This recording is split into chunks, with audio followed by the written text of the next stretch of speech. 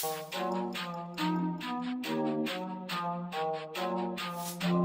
back, Bears fans, to another video on the island. I appreciate you guys tuning in. As always, hit that like and subscribe button for more content. Today we're going to be jumping into a position review, which is just the beginning of what I hope to be a review of every position group on the Chicago Bears following into the beginning of the preseason, just to try to fill in with some content after the NBA Finals is over and the NFL preseason still has a few weeks to start up. Might as well make some content since I missed out on a lot of opportunities throughout the summer, just being busy with my schedule and some other things. And we're going to be jumping into this review of the Chicago Bears quarterback room, obviously starring Andy Dalton and Justin Fields, which, you know, looking back 4 years, we're in a similar position, but a not so similar position. And the similarities fall where you have the younger rookie quarterback who was drafted, and you have the older vet who was just brought in, being Mike Glennon and Mitchell Trubisky. And then now you have the old vet Andy Dalton with the young rookie QB Justin Fields. And it's also similar in the fact that the head coach told the recently signed vet that you're going to be the quarterback one starting the season. And, you know, no matter what happens in training camp, that's what's going to happen.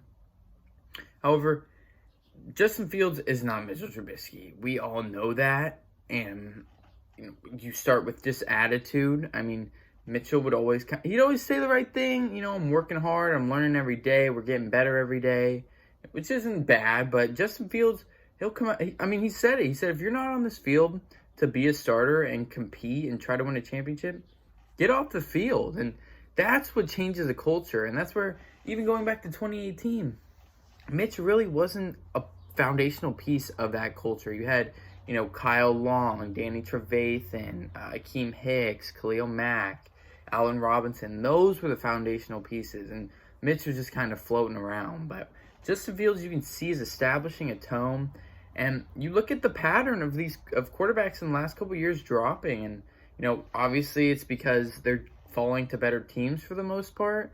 And I mean, the Bears are no exception. We got to the playoffs in spite of a quarterback room that was absolute garbage and a wide receiver room which, outside of Allen Robinson, I mean, there wasn't a ton of production. I mean, you could blame that on the O-line being kind of trash for the majority of the season until the end, where they were still only really good at run blocking. But we still made it to the playoffs. And you put Justin Fields on a team like that, guys, we're gonna be a threat. I mean, just look at the pattern. Josh Allen fell. Lamar Jackson, Mahomes, Watson, Herbert, Prescott. And then you look at the guys who were drafted super high. Mitch, Darnold, Tua, Baker, Goff, and Wentz. I mean, obviously it's not bulletproof. There's always exceptions. But Justin Fields has fallen to a team that already made the playoffs in spite of their quarterback. So you add all the incredible athleticism he brings to the table.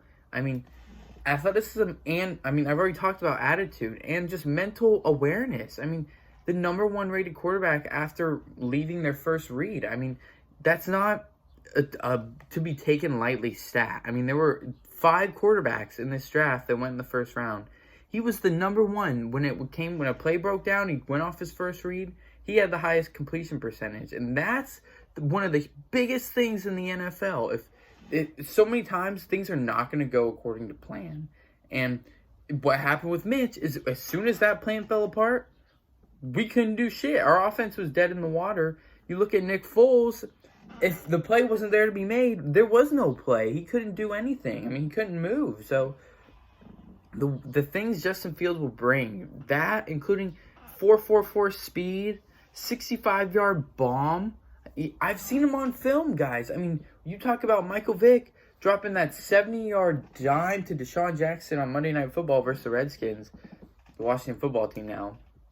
But I've seen Justin Fields drop a 65-yard tide. It was beautiful. I mean, I cannot wait to see him touch the field, because I think he's going to be on Deshaun Watson's level really soon.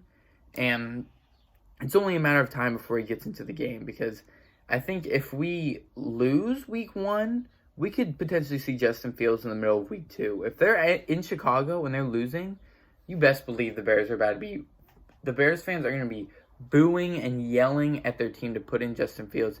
And I think Nagy's going to be like, you know what? I kind of want to see him in, so fuck it. Let's put him in. But if we win week 1 or week 2's an away game, I mean, we may not see him till week 3. So, I mean, with all that being said, I think when Justin Fields touches the field, I think he's going to be an absolute stud. And you put him on a team that already made the playoffs and has just been salivating for a quarterback, and you finally get someone like this guy. I think it's a beautiful marriage, and I think we're going to be a really dangerous team, especially finally getting that quarterback position correct. But with that, I thank you guys for tuning in to another video this week. I'm going to be doing a whole bunch of these reviews on every position group on the Chicago Bears. So with that, I hope to see y'all soon, and doses. Bear down.